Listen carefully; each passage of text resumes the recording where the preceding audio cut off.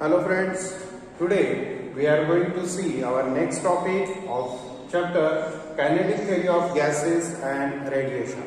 Today we are going to see the concept of degree of freedom of an object.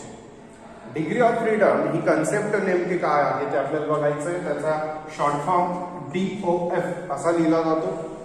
Degree of freedom simple आपल्याला जर लगेच लक्षात येण्यासाठी जर ही concept लक्षात ठेवायची असेल तर या शब्दांकडे लक्ष द्या. डिग्री ऑफ फ्रीडमनेस म्हणजे काय तर एखादा ऑब्जेक्ट मूव्ह करण्यासाठी त्याचं मुवमेंट जेव्हा मोशन मध्ये तो असेल तेव्हा मोशन मध्ये असताना हाऊ टू फ्रीडमनेस किती प्रमाणात त्याच्याजवळ फ्रीडमनेस आहे to move in any direction ही कन्सेप्ट म्हणजे डिग्री ऑफ फ्रीडम असते.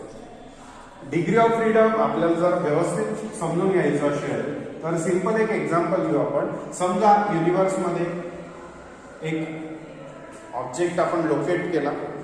हा ऑब्जेक्ट नेमका कोणत्या पोझिशनला आहे हे जर मला दाखवायचं असेल तर मी त्याच्या around x Y and Z असे 3 ऍक्सिस काढेल.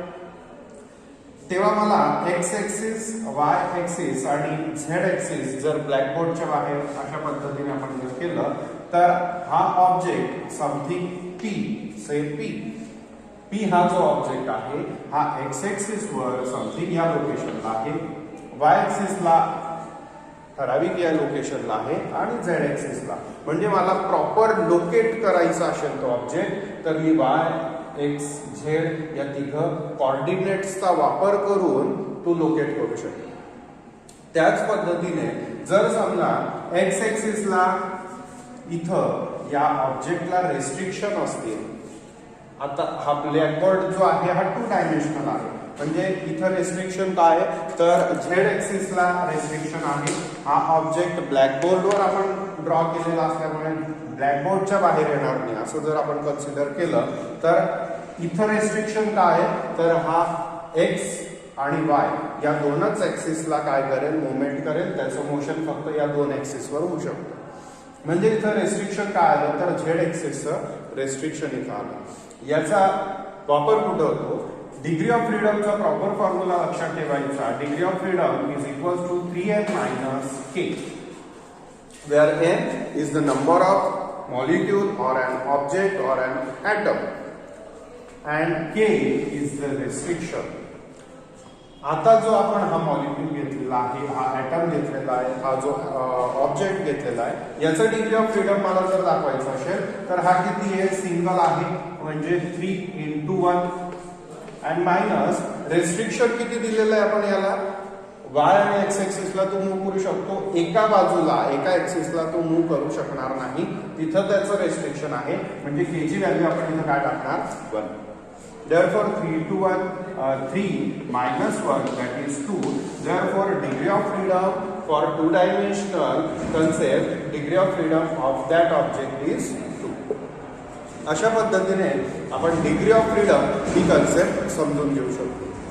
डिग्री ऑफ फ्रीडम पुढे जाऊन वेगवेगळ्या डायॲटॉमिक मोनोॲटॉमिक ट्रायॲटॉमिक मॉलिक्यूलसाठी आपल्याला काढायचं आहे.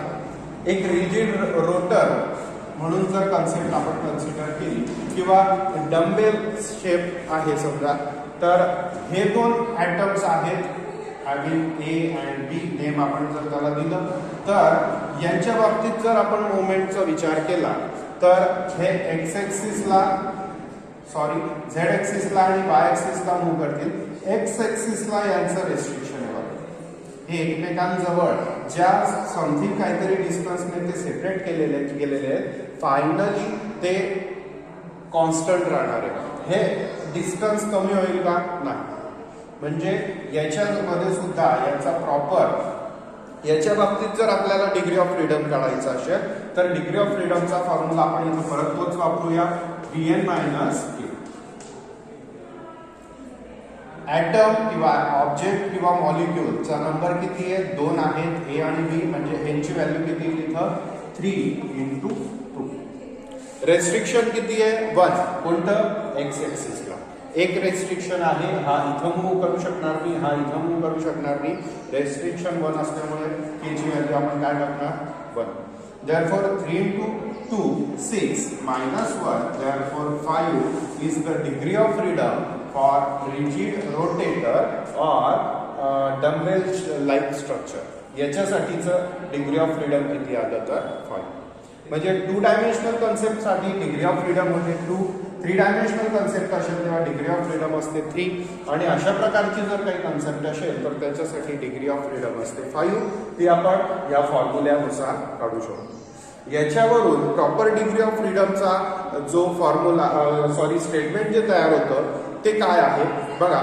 Degree of freedom of a system are defined as the total number of coordinate किती एक्स वाय झेड हे जे कॉर्डिनेट लागलेले आपल्याला ते the total number of coordinate or the quantities required to describe the position and configuration. Proper position त्याचं कुठं आहे किंवा त्याचं कॉन्फिगरेशन कसं आहे हे प्रॉपर डिफाईन करण्यासाठी जे क्वांटिटीज आणि ज्या कॉर्डिनेट्स लागतात त्यालाच डिग्री ऑफ फ्रीडम असं म्हटलं जातं.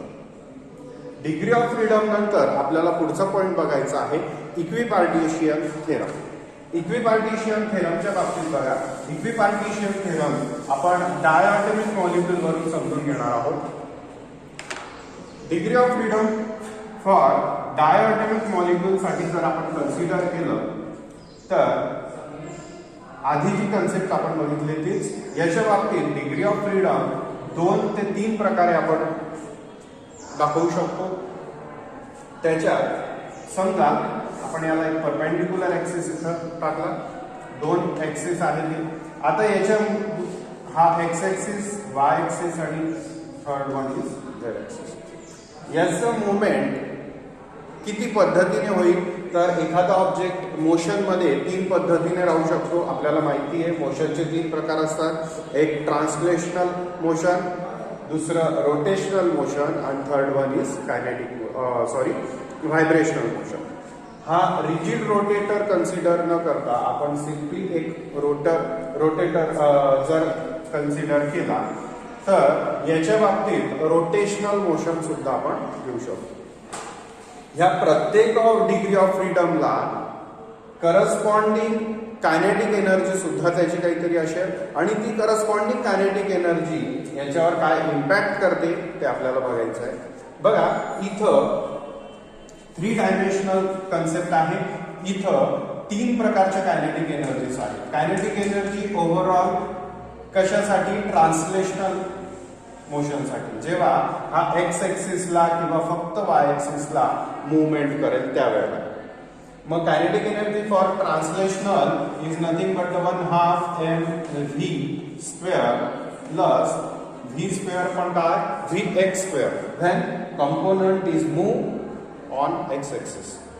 Likewise 1/2 mvy square vy square and plus 1/2 mvz square.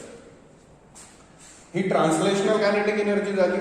याच पद्धतीने याची रोटेशनल कायनेटिक एनर्जी सुद्धा येईल. कायनेटिक एनर्जी ऑफ रोटेशन ती कशा पद्धतीने लिहिता येईल तर इथं रोटेशन फक्त 2 ऍक्सिस वर होणार आहे. एक झेड ऍक्सिस वर आणि एक वाय ऍक्सिस वर. एक्स ऍक्सिस वर याचं रोटेशन का होणार नाही कारण हा स्वतः भोवती फिरू शकणार नाही. कारण रेस्ट्रिक्शन काय आहे इथं या पद्धतीने इथे रेस्ट्रिक्शन आहे. म्हणून बाउंड टुगेदर हे असे असल्यामुळे स्वतः भोवती ते त्याच्या परपेंडिक्युलर ऍक्सिस भोवती ते सेंटर ऑफ मास भोवती ते फिरू शकणार नाही. म्हणून इथं एनर्जीज 2 असतील फक्त रोटेशनलच्या. कोणत्या तर रोटेशनल एनर्जी आपण 1/2 I ओमेगा स्क्वेअर ने दाखवतो. म्हणून I omega square for only 2 axis 1/2 I omega square at Y axis and 1/2 I omega square at z axis. He second energy झाली रोटेशनल टाइप मध्ये. आणि थर्ड वन हा molecule आहे, gas molecule आहे असं जर आपण कन्सिडर केलं N2 किंवा O2 गॅस मॉलिक्यूल जर असेल तर at a certain temperature, constant temperature, constant प्रेशरला याचं काहीतरी व्हायब्रेशन असतं आणि ते व्हायब्रेशनल मोशन त्याच्यामुळे त्याचं व्हायब्रेशनल मोशन सुद्धा होतं. ती कायनेटिक एनर्जी आपण व्हायब्रेशनल मोशनची कशा पद्धतीने लिहू शकतो, तर ती येते 1/2 m u² plus 1/2 k into r², where u is a internal velocity and r is the separation and k is the something force constant. आणि therefore ओव्हरऑल टोटल एनर्जी जर आपल्याला काढायची असेल या मॉलिक्यूलची, तर overall total energy is the summation of kinetic energy, translational kinetic energy, rotational kinetic energy, and last one is vibrational kinetic energy. And each form of energy contribute 1/2 kBT of the energy. Overall energy त्या molecule साठी 3/2 kBT एवढी असते आणि each translational मोड 1/2 kBT एवढं energy त्याला provide करतो. आणि हीच आपली काय आहे तर इक्विपार्टिशनची कन्सेप्ट आहे. इक्विपार्टिशन म्हणजे काय, तर इथं बघा overall translational kinetic energy 1/2 mv², 1/2 mv², 1/2 mv² on each axis contributes 1/2 kBT.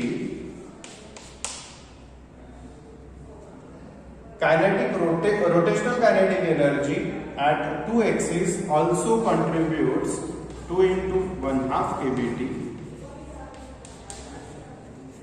and vibrational also contributes 2 into 1/2 kBT.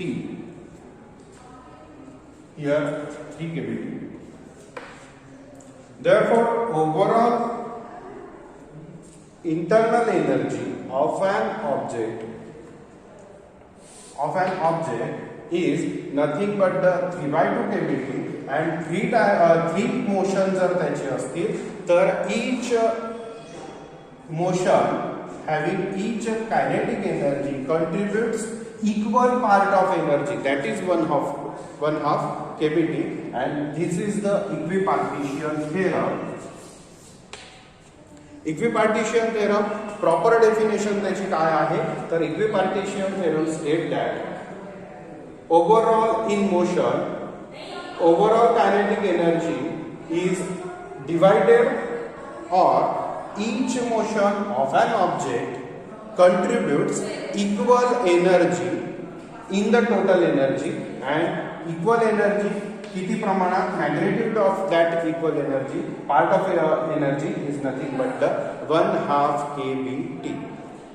1/2 kBT, 1/2 kBT, 1/2 kBT, overall 3 kBT, जे आपण आधी याची एनर्जी फायनली एनर्जीचं जे व्हॅल्यू आपण काढली होती इक्वल्स टू